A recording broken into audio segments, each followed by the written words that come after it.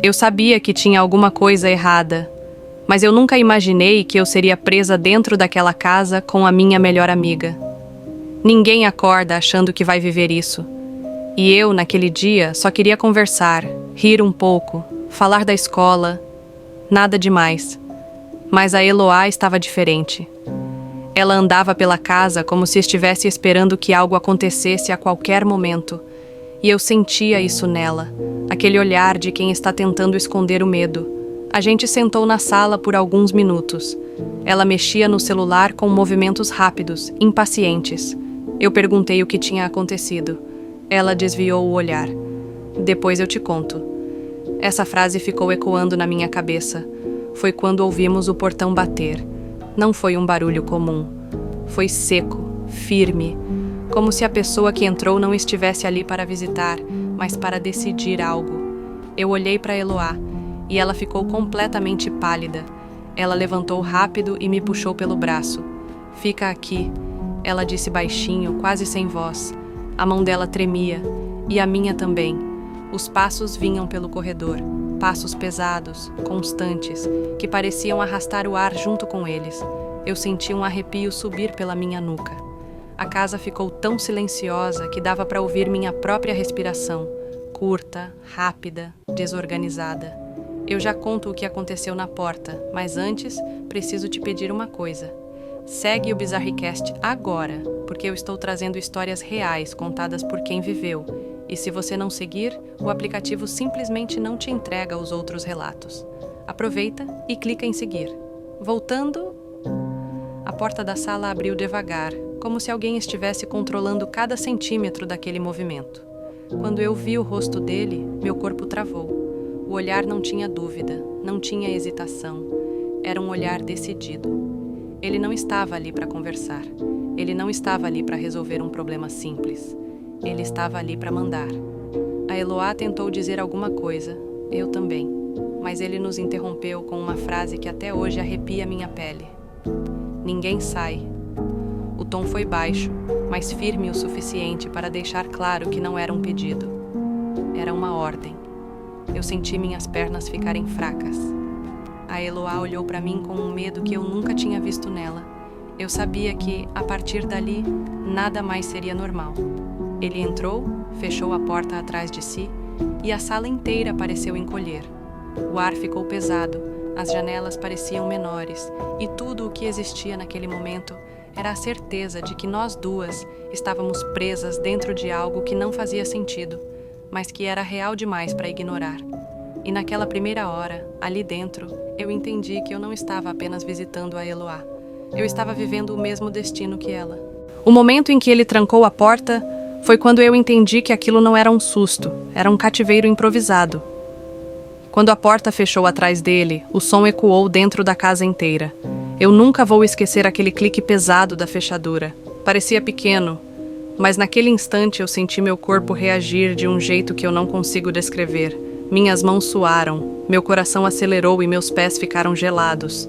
Era como se eu tivesse sido puxada para dentro de uma realidade que eu não estava pronta para viver. A Eloá estava ao meu lado, tentando manter a respiração estável, mas eu percebia o desespero no olhar dela. Eu conhecia a Eloá. Eu sabia quando ela estava tentando parecer forte. E ali, não tinha mais força para esconder nada. Ele começou a caminhar pela sala com a postura de alguém que acredita ter tudo sob controle.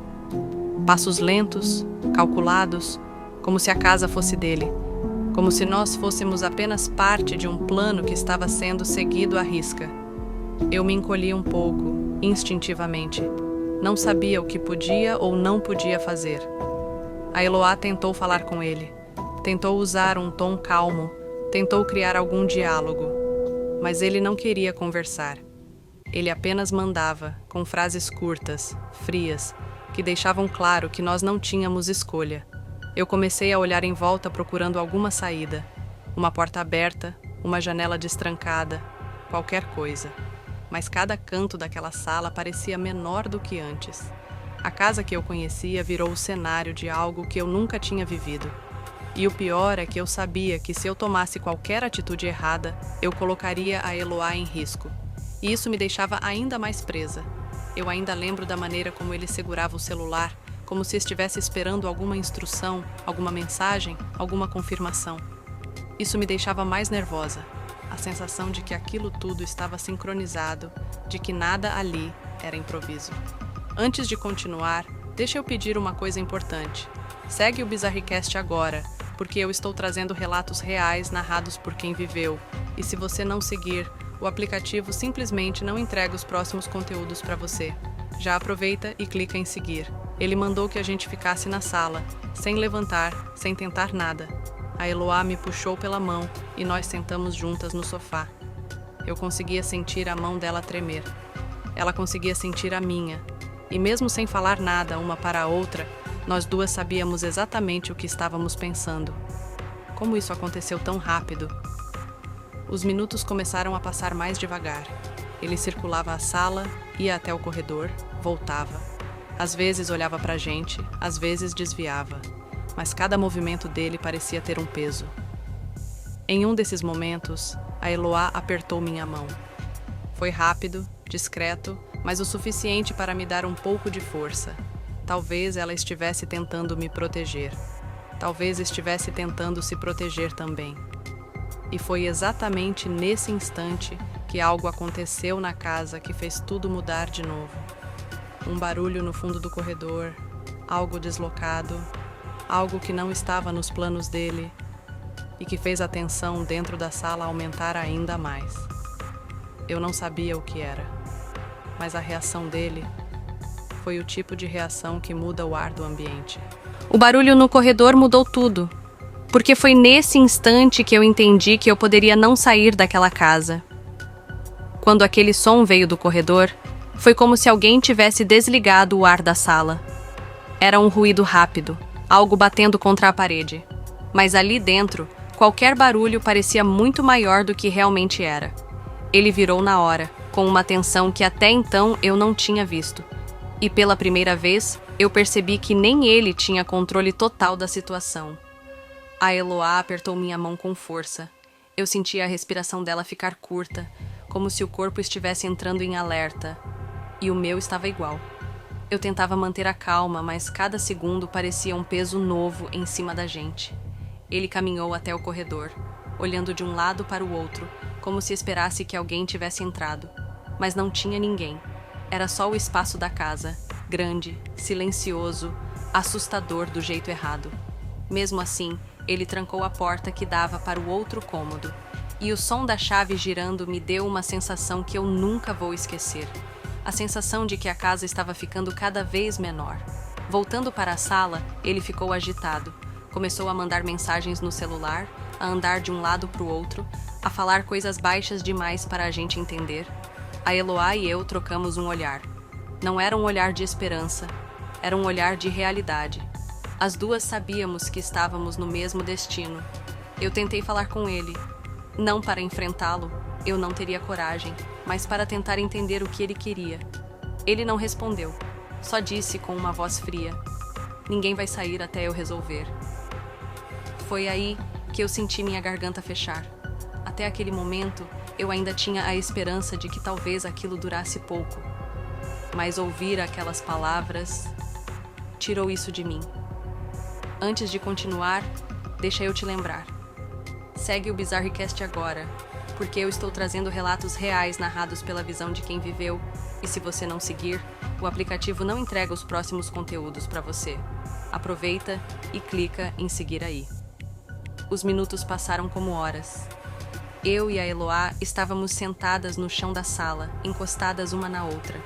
Eu tentava controlar o tremor nas mãos, mas não conseguia. Ela tentava manter a voz firme quando falava comigo, mas eu conseguia ouvir o medo por trás de cada palavra. Em um momento, ele foi até a cozinha. E eu pude ouvir gavetas sendo abertas, portas batendo, passos acelerados. Parecia procurar algo, ou confirmar alguma coisa. Eu só sei que quando ele voltou, o olhar estava mais pesado. Como se tivesse tomado uma decisão da qual não pretendia voltar atrás. A Eloá encostou a cabeça no meu ombro. Ela não disse nada. Eu também não. Porque naquele instante, a gente entendeu que estava vivendo algo que não tinha como desfazer, algo que ia marcar a vida das duas para sempre. O resto daquele período dentro da casa foi uma mistura de silêncio, medo e tentativas de manter a lucidez. Eu não vou descrever momentos específicos, não cabe aqui, mas o que importa é que, horas depois, a casa estava cercada. Gritos foram ouvidos do lado de fora. O barulho de pessoas, vizinhos, polícia, tudo se misturou. Ele começou a se desesperar. A tensão no corpo dele era visível. E quando a porta finalmente foi aberta pelas autoridades, a sensação que eu tive não foi de alívio imediato, foi de choque. O corpo inteiro travou. Eu não sabia se podia levantar, se podia correr, se podia respirar. Eu e a Eloá fomos tiradas de lá. Eu estava viva. Ela estava viva naquele instante, mas a história dela não terminou como a minha. E isso, até hoje, é a parte que mais pesa no meu peito. Eu deixei aquela casa, mas a casa nunca saiu de mim. E desde aquele dia, eu nunca mais consegui entrar na sala de alguém sem olhar para cada porta, cada corredor, cada silêncio, com a sensação de que tudo pode mudar em segundos, do jeito que mudou para nós duas.